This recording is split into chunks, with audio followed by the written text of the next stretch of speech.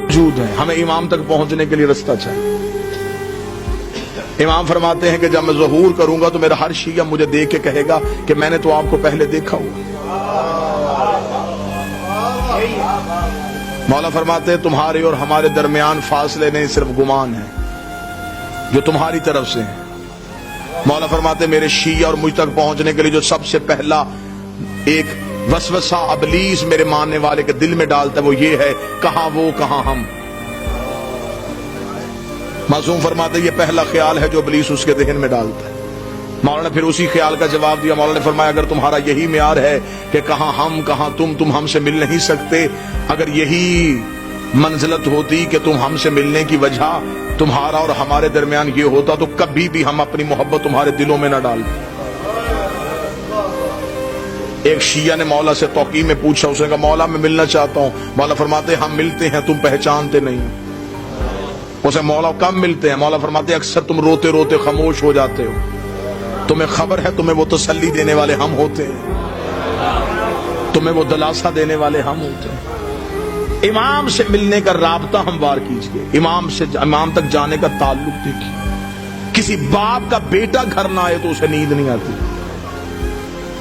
اور ہمیں خبر ہے کہ ہمارا امام زمانے میں موجود ہے۔ ہم میں سے کون ہے جو امام کو ڈھونڈنے کی کوشش کرتے ہیں؟ اب ایک لمحے کے لیے یہ گفتگو سنجیدہ پہلو میں آئے گی، لیکن مجھے آپ سے 4 دن سے داد بھی لے چکا ہوں، دعا بھی لے چکا ہوں۔ یہ پیغام ہے اللہم صلی علی محمد و آل محمد۔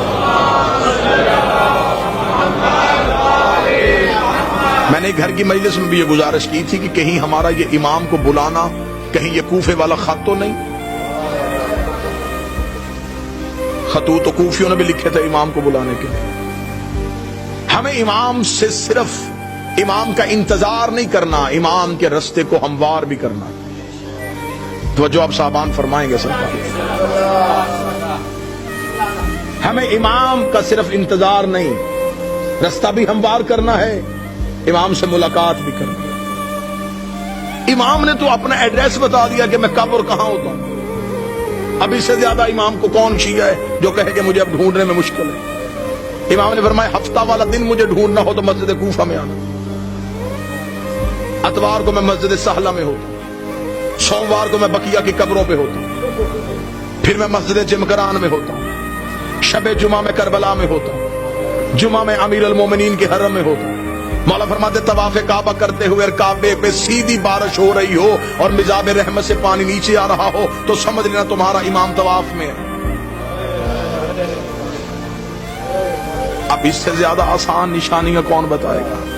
امام خود بتا گئے کہ میں اس وقت میں یہاں ہوں۔ پھر امام نے اگلی نشانی بتائی، امام نے کہا چل تو ہم سے محبت کا دعویٰ کرتا ہے نا، تجھے مجھ تک پہنچنے کی ضرورت نہیں، تو ہمیں بلا۔ اتنا امام کی موجودگی کا یقین رکھو کہ امام فرماتے ہیں کہ دسترخوان میں ایک فرد کی جگہ خالی چھوڑو۔ تمہارے گھر میں بچے پوچھیں گے جگہ کس کے لیے تو کہہ دینا ہمارا امام موجود ہے۔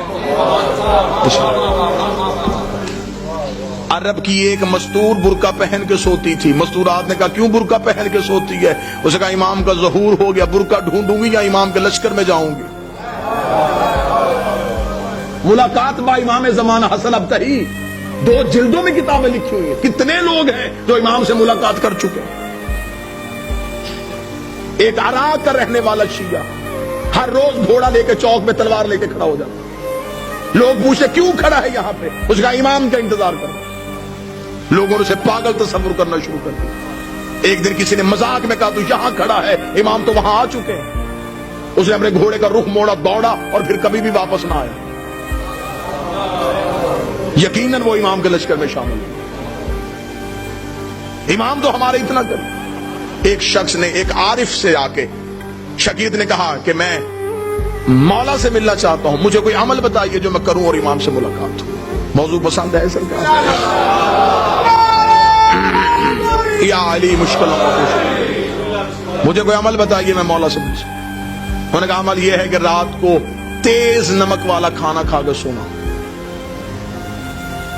اس نے کہا کیوں؟ فرمایا بس تیز نمک والا کھانا کھا کے سو گیا، صبح آیا میں سو گیا تھا دی رات، لیکن زیارت نہیں ہوئی. اسے کہا خواب میں کیا دیکھتا رہا؟ اسے کہا پانی. اس لیے کہ میرے دل میں پانی کی طلب تھی. اسے کہا جتنی طلب تیرے دل میں پانی کی تھی اتنی امام کی کر ملاقات ہو جائے گی. شدت پیدا کر امام سے ملنے کی, خواہش پیدا کر امام سے. ایک شخص کو خبر ہوئی کہ کربلا میں مولا امام حسین کے حرم میں جو 40 روز زیارت عاشورہ پڑھے امام اس سے مل لیتے ہیں. اور یہ آج بھی ہے, منقول ہے روایات میں کہ حرم امام حسین میں زیارت عاشورہ کا 40 روز کا عمل کیا جائے تو امام مل لیتے ہیں. وہ 40 روز زیارت عاشورہ کا عمل کرنے کے لیے چلا گیا. جیسے جیسے دن گزرتے گئے ذہن میں اعتماد ختم ہوتا رہا کہ نہیں, ملاقات نہیں ہو سکتی, میں اس قابل نہیں ہوں, میں گنہگار ہوں, وہ مجھ سے نہیں ملیں گے. بس یہ اعتماد کم ہوتا گیا. دن قریب آنے شروع ہو گئے, ذہن میں آیا گھر واپس چلا جاؤں, بچے اکیلے ہوں گے, کاروبار تباہ ہو رہا ہوگا. گھوڑے پہ بیٹھا اور حدود حرم سے نکلا. جب وہ کربلا سے نکل رہا تو گھوڑا سوار اس کے ساتھ چلا. گھوڑا سوار کی آواز آئی, کہاں جا رہا ہے؟ کہنے لگا کوفہ. کس رستے سے جائے گا, خشکی کے یا فرات کے؟ کہنے لگا خشکی کے رستے. گھوڑا سوار کی آواز ہے, پھر کوفہ میں ایک میرا کام کرے گا, ایک امانت ہے, وہ کوفہ میں ایک شخص کو دے دینا. کہنے لگا کیا امانت ہے؟ جگہ کوفہ میں ایک ریان نامی شخص رہتا ہے, اسے یہ 40 دینار دے دینا. جب تو اس کے دروازے پہ جائے گا, دستک دے گا, صبح کا وقت ہوگا, وہ دروازہ کھولے گا, اس کے بازوؤں پہ خون کے چھینٹے ہوں گے. پریشان نہ ہونا, وہ قصاب ہے, صبح صبح جانور ذبح کرتا ہے. ذہن میں پھر نہ آیا کہ جو پہنچنے سے پہلے وجہ بتا رہا ہے.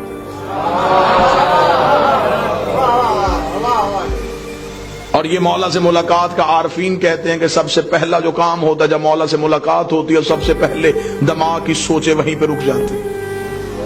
یہ حجت سے ملاقات کی سب سے بڑی نشانی ہے.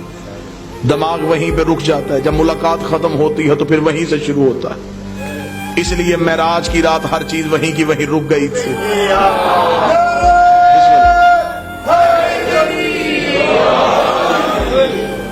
اب جب گھوڑا سوار واپس پلٹا تو اس نے آواز دے کے کہا, اس نے کہا اگر وہ پوچھے یہ کس نے دیے ہیں تو اپنا نام تو بتائیے. گھوڑا سوار کی آواز ہے, کہہ دینا بقیہ نے دیے. میرے مالک کا لقب ہے بقیت اللہ. چلا گیا, جا کے کوفہ میں صبح پہنچا, اسی قصاب کے دروازے پہ دستک دی, اندر سے وہی شخص نکلا, بازوؤں پہ خون کے چھینٹے. دیکھیں گے مجھے خبر ہے تو صبح صبح جانور ذبح کر رہا ہے. کہاں سے آیا؟ کہنے لگا کربلا سے آیا ہوں. تو میرے دروازے پہ کیوں آیا ہے؟ میرے پاس تیری ایک امانت ہے, یہ 40 دینار کسی نے کربلا سے دیے, اسے کہا ریان کو دے دینا. آنکھیں کھلی کی کھلی لگا, رک یہیں پہ. اندر گیا, لباس تبدیل کیا, وضو کر کے باہر آیا. کہنے لگا زحمت ہوئی تجھے میرے دروازے پہ, میں معذرت چاہتا ہوں, تجھے اپنے دروازے پہ روکے رکھا, میں لباس تبدیل کر چکا ہوں, وضو کر چکا ہوں, تھوڑی دیر کے لیے گھوڑے سے اتر, مجھے وہ آنکھیں چومنے دے جس سے تو نے مولا کو دیکھا ہے, مجھے وہ ہاتھ چومنے دے جس سے تو نے مولا کو ہاتھوں کو ہاتھ لگائے. یہ پریشان ہو گیا تھا, کون سے مولا ہے؟ اس نے کہا یہ کیا تمہیں صاحب العمر نے نہیں دی گئی؟ کہنے لگا کون سے صاحب العصر؟ کیا وہ امام زمان تھے؟ اس نے کہا تو وہاں مل کے آیا, تجھے پتہ ہی نہیں؟ مجھے جو جب بھی کوئی مشکل ہوتی ہے میں انہی کو بلاتا ہوں. میں نے تو ابھی رات کو کہا تھا مولا 40 دینار کا قرضہ ہے, مجھے واپس دینا ہے. صبح سے پہلے اس نے واپس بھیج دیا.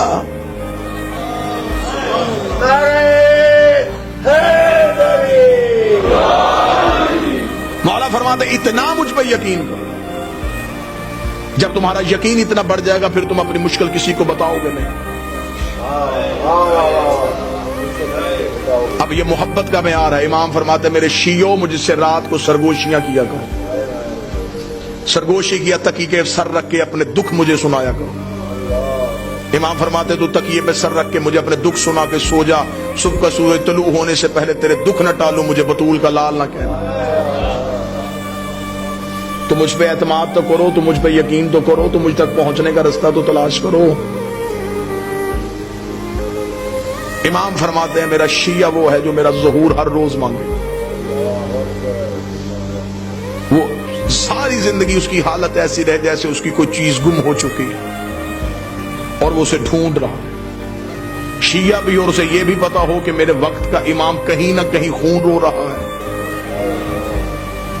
پھر اس کے دل میں یہ طلب ہونی چاہیے کہ میں امام تک کسی نہ کسی طریقے سے پہنچوں. ملاقات امام سے ہے. قبلہ تشریف فرمائے ملاقات ممکن بھی ہے.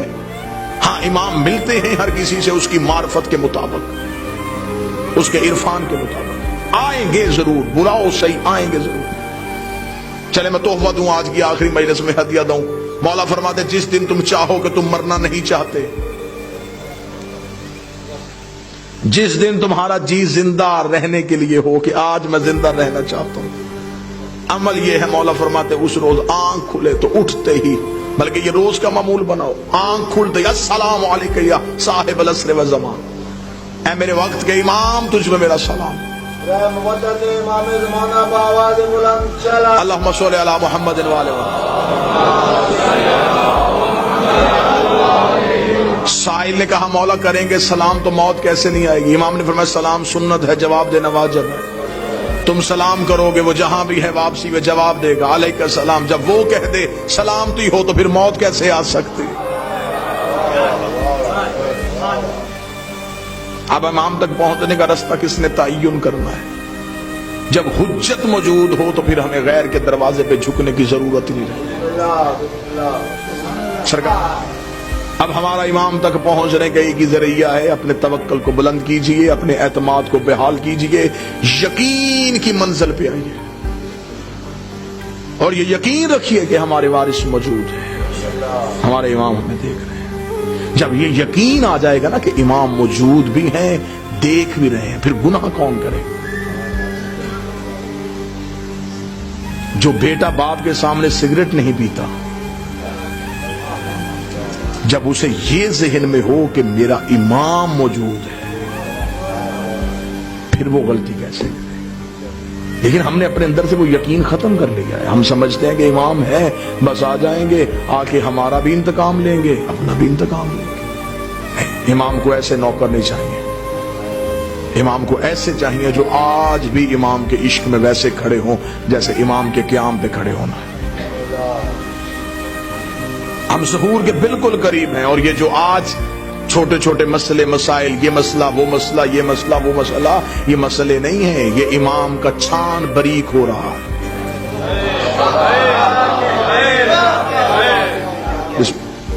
جو سب سے آخر میں گریں گے وہ 72 جیسے.